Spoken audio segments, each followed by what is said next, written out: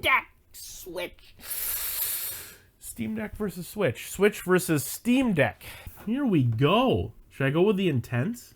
Part 2. Welcome back to Spice Vader. We got the Switch, we got the Steam Deck. Last time we took a look at the graphics quality comparison between these two, but today let's take a look at some of the other features that the vanilla Switch experience gives you versus the full power that the Steam Deck can give you right out of the box. Then also compare the hacked mode version that gives you hekate, atmosphere, Android mode.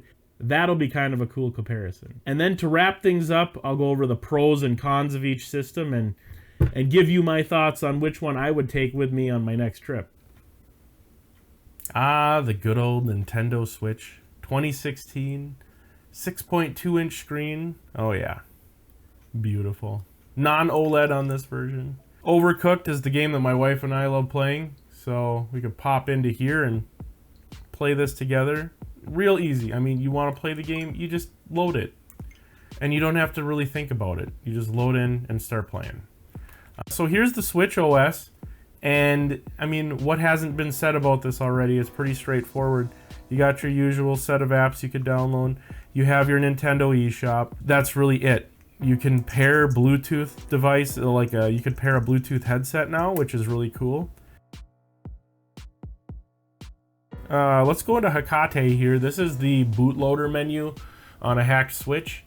And when I want to load up Android mode, I go into here, more configs, and then I can run Switch root Android. Lost my footage on the Switch, so I'm gonna actually redo some here. Immersive app is nice. It lets me hide the status bar and the navigation bar, which doesn't matter because I've got the actual physical controls here to go home.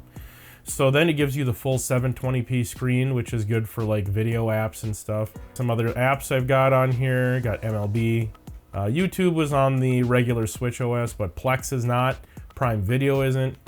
Some sports apps. I had some footage of the Dolphin emulator running Wii. I was trying to run new Super Mario Bros. Wii.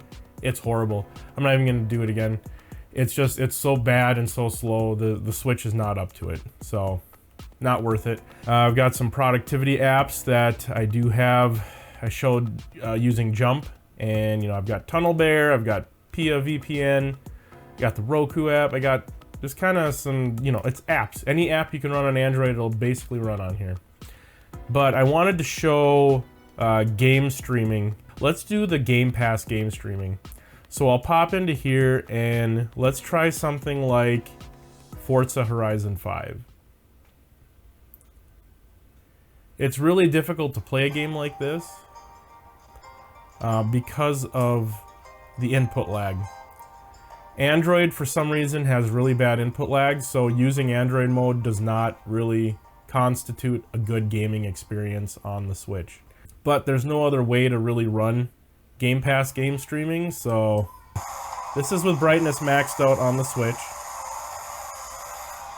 It's really hard to keep control. I mean, this car is powerful, but it's hard to keep control in here. Games feel more responsive at 60 FPS, so when you're streaming it from Xbox, they're at 30, and Android introduces input lag, so, you know, there's delay here. You can see I'm turning this car left and right. Now that we finally got it back to daytime, here we go. The delay to turn the wheel. You could kind of see it.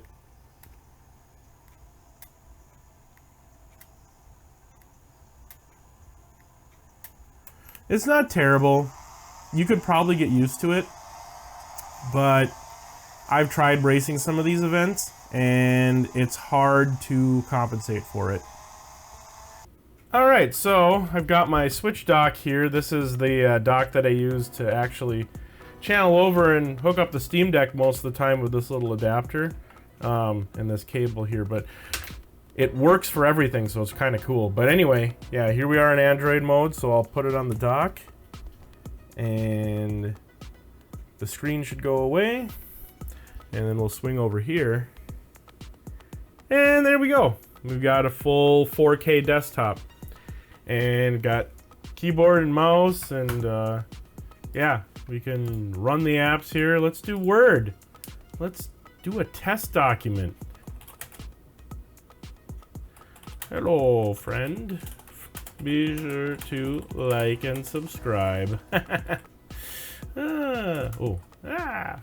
Anyway, yeah, so there's that. You could do that with it. This actually works as a pretty good MP3 player. So I got this volume knob. It actually works to, So anyway, yeah, that works. Yeah, jump. I have my remote desktop. I can just jump into it. And now I'm remoted into a full desktop using the Switch. It's pretty cool. But let's check out YouTube. Yeah, I mean, it works pretty good. Fills out the screen. Playback is pretty smooth. So yeah, it works. It definitely, it functions. Anyway, so that's Android mode. It's sort of interesting. It's sort of neat. You can run video apps, and that's mainly what I use it for, is running. I'll hook it up, like if we go to a hotel or something, I'll hook it up so that way we can hook up to my Plex server and watch videos and stuff streamed off of there. And that's kind of nice. It's and then if we want to play Switch games, like my wife and I like to play Overcooked, we could just switch over to Switch mode and play that, and we can play that together, and it's pretty easy. So anyway, let me see if it'll do a reboot. And then it has a few tools, so if I want to transfer like save files and stuff, you can actually use USB tools and use it as a mass storage device, and then you can just plug the USB-C port into your computer and transfer data without having to take the whole SD card out and stuff. So when I want to launch into Atmosphere version of the Switch Horizon OS, I am in hacked mode, so you can see here it's showing AMS 1.3.1 in the system current version.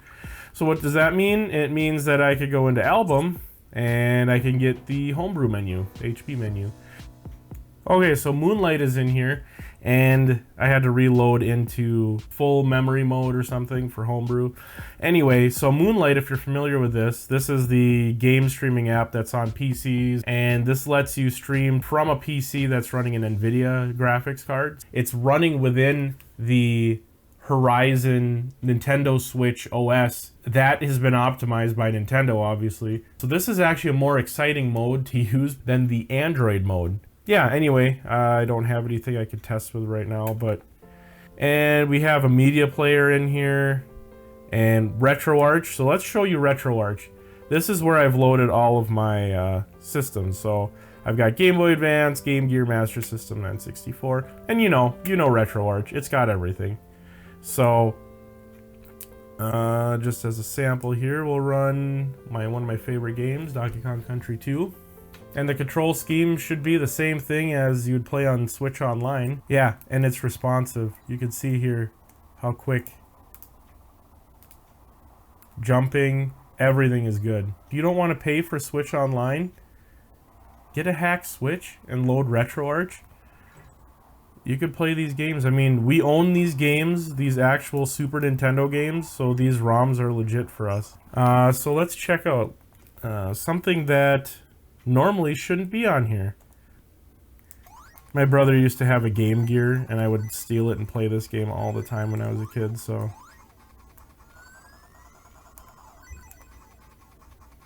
So yeah, Retroarch, Nintendo Switch. It's pretty cool. Checkpoint, which lets you back up your game saves. Pretty sweet. You could just copy them, save them, and then what I do is I'll move them over to Ryujinx or Yuzu on the PC, and I could pick up my games where I left off.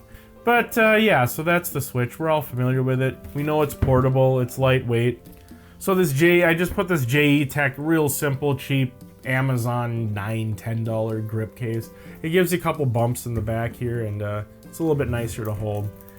I don't like the slipperiness and slickness of just the base system. I used to play like that, but then my hands would get really cramped, so playing it with the grip helps a lot. It's a lot lighter and smaller than the Steam Deck, that's for sure. The Valve Steam Deck. Gabe N's gift of handheld gaming to the select masses. What can I say about this massive device? From the vibrating boot up sequence to the wealth of performance tuning options, it's quite the full-featured machine. If you've seen my other videos of running external GPUs, then you'll be familiar with how much this system operates like a PC. Oh, that is a very good sign. Very good sign. Over time, I've set up the deck with a variety of Steam Deck verified games, non-Steam Deck verified games that take you off the beaten path with Proton, emulation with Retroarch, Yuzu, and CEMU,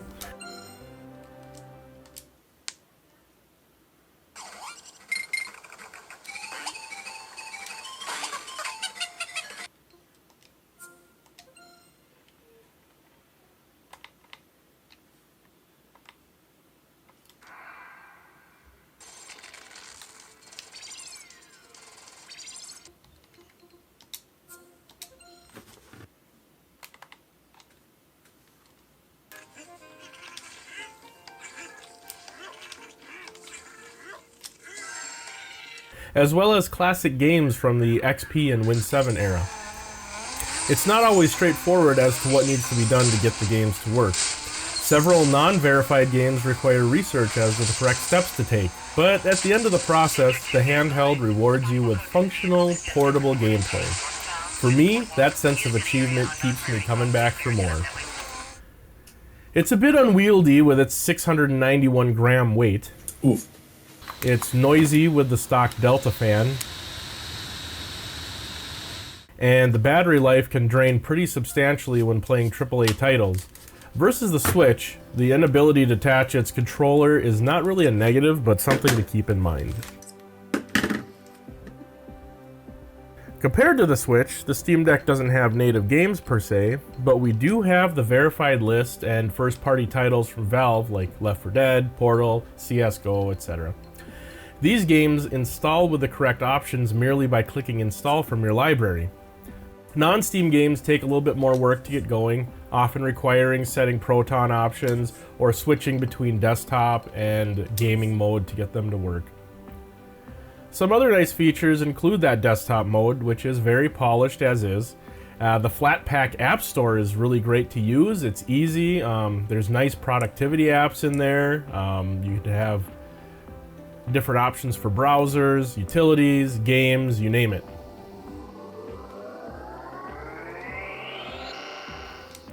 Now for a quick test, I wanted to pop into xCloud gaming on the Steam Deck using the Edge browser. Let's pop into Forza Horizon 5. Let's check out the latency and compare that to what we saw on the Switch. The Switch was using Android and the Steam Deck is running this natively.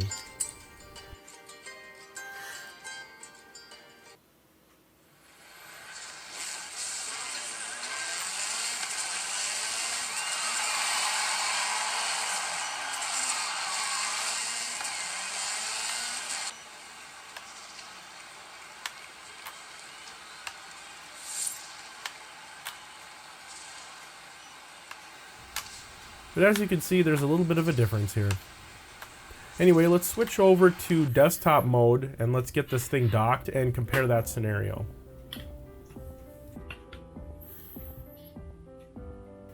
So I've hooked up the Steam Deck now, and I've got it hooked up to keyboard and mouse. Now this is the main Steam Deck interface, and it's a 4K screen, but I'm running it at 1080p.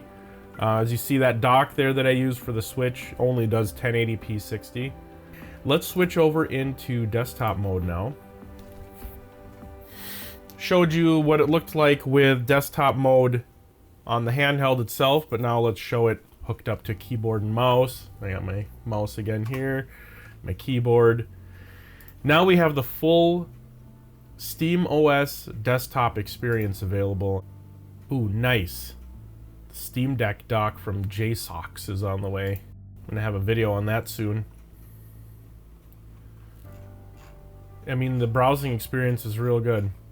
It's a PC basically, so I mean, we're doing everything natively on here. Bringing up stuff like the File Explorer, it's just so much easier to navigate once you're docked. It's like putting a laptop in a docking station. It's basically no different. I'm not a Linux person, but this desktop is pretty friendly for me to get used to and figure things out. Remote desktop is one of the things I did on the Switch, so let me show that here using Remina. Okay, so I've got the full desktop here. And there we go. I've got a full desktop once again. This is streaming over remote desktop protocol now. I like to play Age of Empires 2, and I'll play it on the Steam Deck, but obviously I'm not going to play it using those trackpads. It's just not my thing. I like to play that hooked up to the desktop here so I can keep the same setup and play the game. Sunjata, you must flee the city. We will hold Sumanguru's men off as long as we can.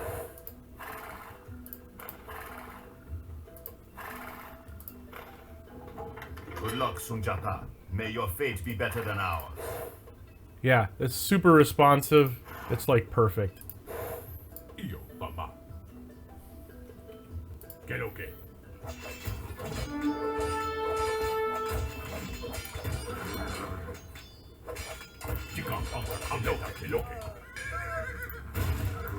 I win. Yeah, Alt F4 works too to close out a game. Pretty cool.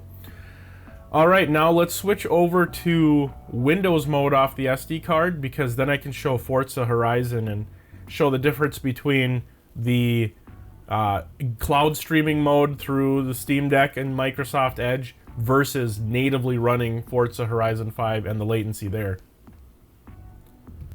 Since I couldn't get Forza Horizon 5 installed on this micro SD card, I didn't have enough space, and I realized I have Forza Horizon 4 installed. I thought, let's do a different test on here. I have an Xbox One X with Forza Horizon 5 installed on it, and I want to do the Xbox console companion streaming, so let's connect to that. Now, let's jump into some gameplay and test the latency here.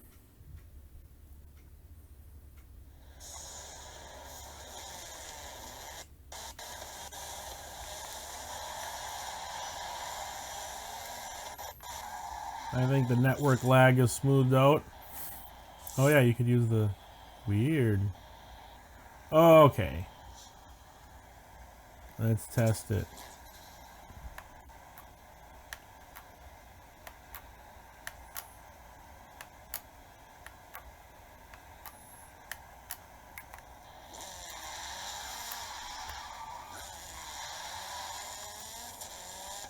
Really, the lag feels about the same as it did in xCloud on Microsoft Edge on SteamOS. I think the biggest factor is that 30 FPS frame rate here. It seems to be adding a little bit of input latency just because of that low frame rate. It feels a lot better when I play this directly on the Xbox One X.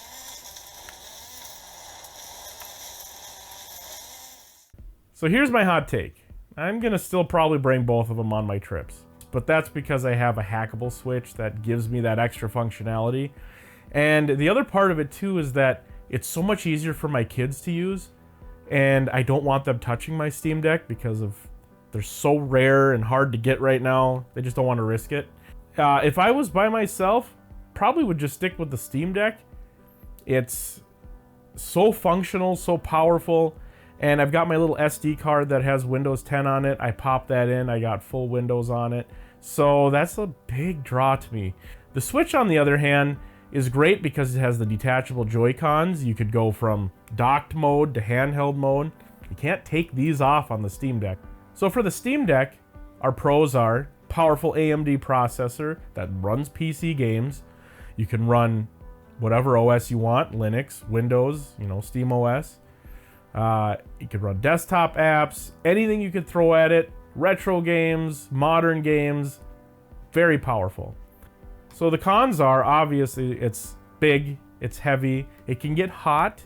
The fan noise can be a little bit annoying sometimes. I have the fan that makes more sound. It's not the Delta fan, it's that other fan. So I could replace it, but it's something that I would have to do, and it's not something that out of the box is already quiet.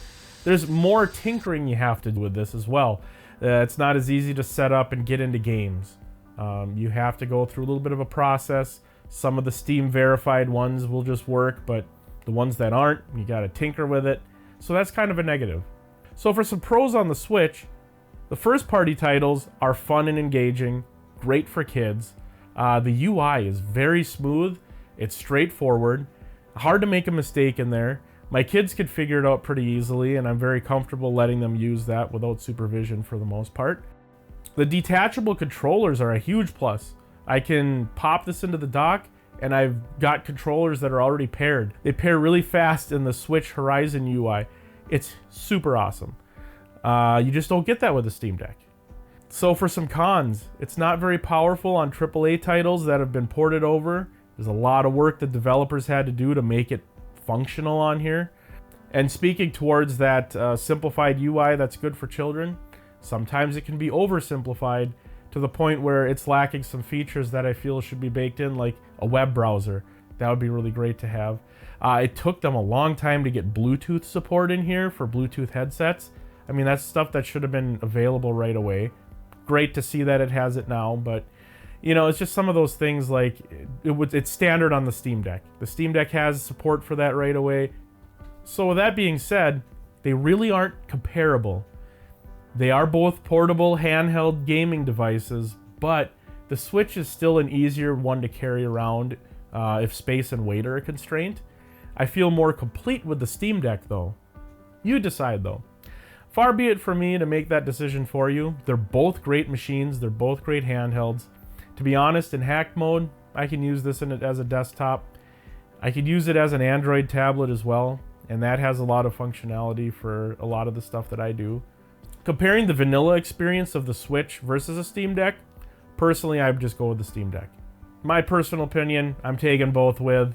It's nice to have two devices to do gaming with and kind of split work. I mean, you can't have everything run off of one machine. Sometimes you just need two things. So that's something to keep in mind as well. But anyway, I hope you liked this two-part video. Sorry it was a little delayed. Got a little bit sick there, so I had a little recovery. But yeah, I'm working on some other videos and ideas. I have a ultra small form factor PC on the way that I'm going to be doing some stuff with and some testing and benchmark. Thanks for watching. Like and subscribe. Hit that notification bell too, so that way you know when I upload a new video and you can watch it right away. And anyway, yeah, thanks for watching. God bless. Take care.